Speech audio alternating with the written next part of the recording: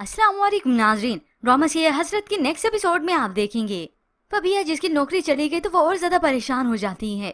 अब वो थक हार चुकी है। मैं इस घर की जिंदगी इसकी परेशानियों से थक चुकी हूँ, इससे कहीं दूर चली जाना चाहती हूँ। तो माँ उसे तसल्ली देती है क्योंकि इस घर को चलाने वाला कोई और है ही नहीं। फबिया ये सब कुछ देखती है, मगर वहाँ पर इस सनाया का रहा सहा सुकून तब बर्बाद होता है जब इसके मायके वाले आए और सास को मौका मिल गया और भी बातें बनाने का।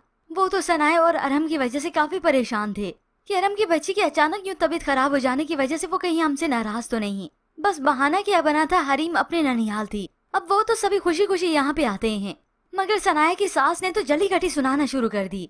आपको हमारी तकलीफ का अंदाजा उस वक्त होगा जब आप अपनी पोती देखेंगी इस हालत में। यानी इसने तो बद्दुआई दे दी ताकि इन लोगों को जानबूझ के गुस्सा दिलाऊं, इनकी बेटी का घर बर्बाद हो, अरहम बदगुमान हो। अब इन्हें क्या कोई और भी सुन ले तो गुस्सा ही आएगा। सनाया की वालदा ने कह दिया, आपने ये बात सोची कैसे?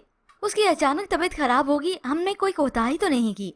अब सनाया की भाभी से तो ये सब कुछ नहीं बर्दाश्त होता, उसने सुना दी खरी खरी। अब इनके चले जाने के बाद हालांकि कितनी बातें इन्होंने सुनाई, अपने हाथों से इनके लिए खाना लेकर आती है। यूं अरहम भी घर वापस लौट आता है। अरहम की बहन भी यहाँ पर अपने बच्चों समेत आ गई। तो बस फिर इस माँ के मगरमच्छ के आंसू खत्म नहीं होते। अरहम के सामने ही बदगुमान कर दिया, इसकी भाभी ने तुम्हारी माँ को 2 टके का करके रख दिया। ये सब सुनकर तो अरहम को शदीद गुस्सा आता है। उसी वक्त उसका हाथ पकड़ता है, कमरे में लेकर आता है और पूछता है, तो सनाया सफाई देती है, मेरी अम्मी अपनी बेटी के घर में क्यों आग लगाएंगी? उन्होंने कोई ऐसी बातें नहीं की। ये सब सुनकर तो अरहम और भी चिल्लाने लगा, मैं ये बात कैसे मान लूं कि मेरी माँ झूठ बोल रही है। ये सब सुनने के बावजूद भी सनाया काफी तहम्मुल से काम लेती है कि वो क्या चाहता है।